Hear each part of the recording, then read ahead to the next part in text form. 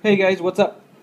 Today we have Spyderco Paramilitary 2, and this knife has always been one of my top wanted list. I have a lot of production knife that's on top of my wanted list, but I just never really, um, you know, pick myself up and go to the website and click it because I do concentrate most my incomes or part of my incomes investing or collecting custom knives because I have already way too many production knives that I don't even use. I use a really cheap Boker, like what, $20 or $25 knife for packaging and whatever. But I don't have like a really hard use EDC knives because I don't hard use my EDC knives. Anyway, I was able to get a Para 2. It's easy to get a Para 2, the standard model with black G10s and S30V steel. But I don't want to get the standard model. I would love a more limited or improved model. Uh, but the carbon fiber one with S90V steel is just way so expensive. I don't know how someone would pay such a high price for the knife, for a production knife. So I have been just searching slowly and waiting, see if a good opportunity comes up, and I can grab it. And then when I was searching on the forum by by a chance, uh, I saw this forum member selling a bunch of knives, and I took the package deal because I think it was worth the money because the shipping is included, and I know shipping is now cheap. Shipping from wherever in the world, to me, it's not gonna be cheap. Well, he knows though, because he lives. He's in Europe anyway, so he knows that shipping to any place in the world is not cheap neither. Uh, and I got a package deal, and he included the shipping, and I thought it was an excellent deal. Um, and I took it, and he included two knives in it, and I was surprised actually. Um, he's such a generous person. Okay, I feel guilty now, and well, anyway, I will have to thank him and pay him back someday. This knife comes with the forest green G10 instead of the black or the G-Cam uh, G10, which is a standard model, and comes with CTS-204P steel. CTS-204P steel is a steel made by American company, and it is almost identical in composition um, than M390. M390 is a very good steel. It has a very high edge retention and very high corrosion resistant. So in theory, I haven't used this knife. In theory, the blade should have a very high uh, edge retention and very high corrosion resistant. So that's the reason I want to get the special version because it always comes with a cooler looking G10. They are blue, orange, brown, carbon fiber scales, and they have the S90V, the S35BN, and I think they also have the M390 still, and I think there's one with XHP. I forgot the other numbers. Okay, but as I was saying, I got a good deal on this. Um, it's kind of like I bought it with a discount. The knife has been carried a little, but overall it's in a very mint condition, and I'm very happy on this knife. Okay, the knife is designed by the owner of Spyderco, which is Sal Glaser here and Eric Glaser. Those are their logos, and it's made in the USA, Golden, Colorado.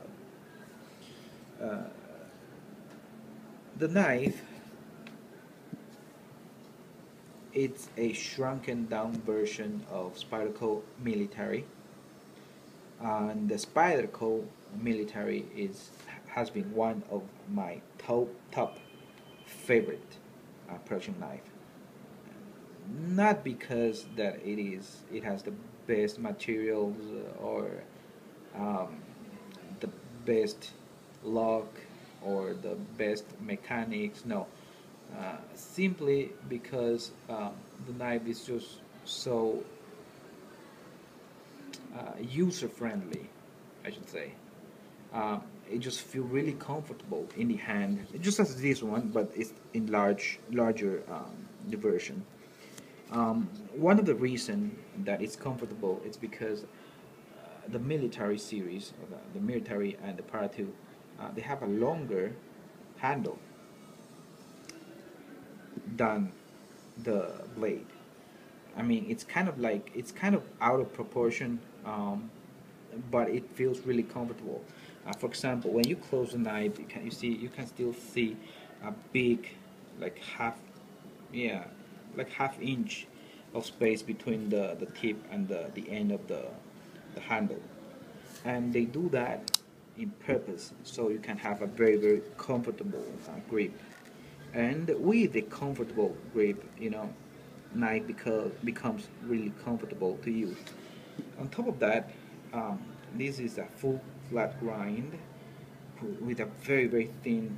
Well, it's not thin. It's just the blade stock is not very thin, but it becomes really thin at the top of the blade, and that's good for slicing, for cutting, and for penetrating.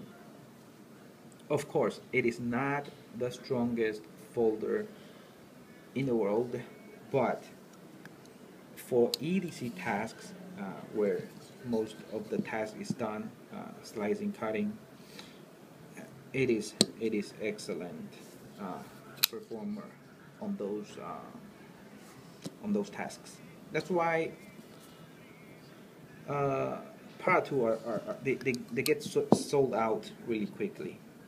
Not to mention these limited or exclusive versions. The G10 is not very grippy, but it is grippy in the sense that it's more than enough on what you need. It comes with 4-way pocket clip.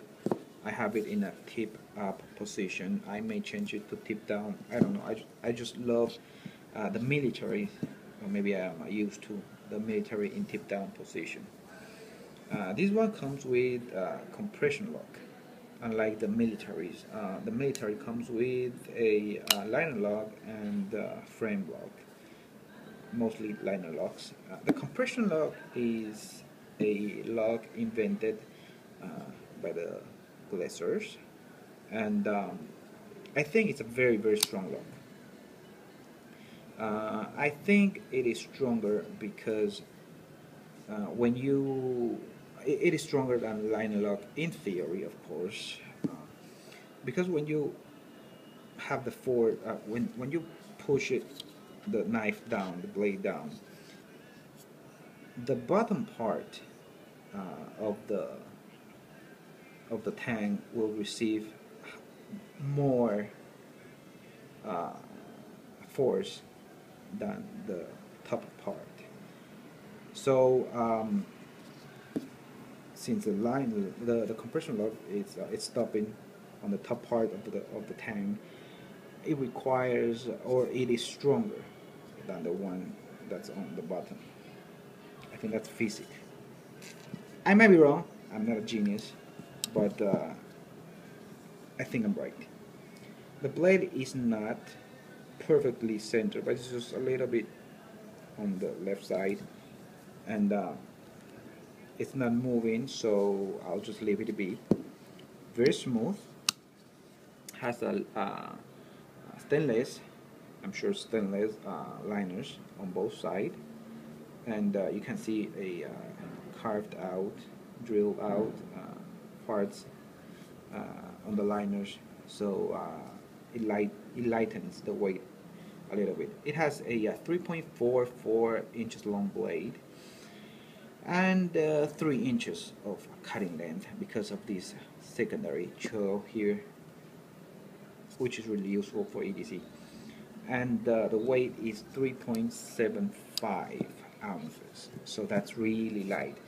I like light knives, but I also prefer knife with a little bit of weight.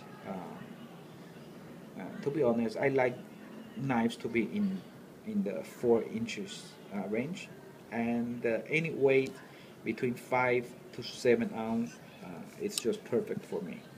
Okay, I love knives in those size and weight. The design is very nice. It has these flat scales on both sides. The screws are all flat-headed, so you don't feel any weird stuff. Weird, I mean, weird. How to say? You don't feel anything bumping your palm or hand. A really big. It's a big paracord. How do you say? Lanyard hole. You can pass like 3 paracord through it and still fit.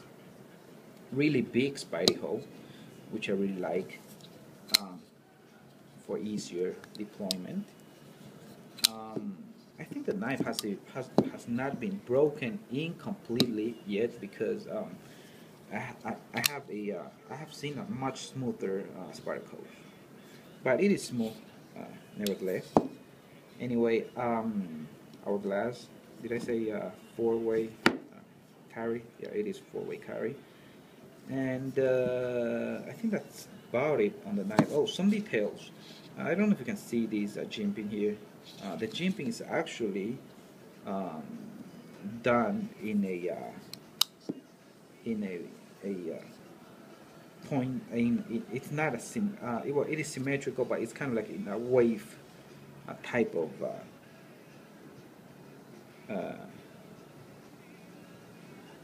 jimping. I don't know how to say it. Like this is really triangular on the bottom, and the one on the top is like kind of like a wave and wave back, which it's a nice detail, I guess. Gives you much more tractions. Okay, and that's about it. Let me know if you guys have any questions. I do plan to abuse a little bit these knives. Thank you very much, and see you around.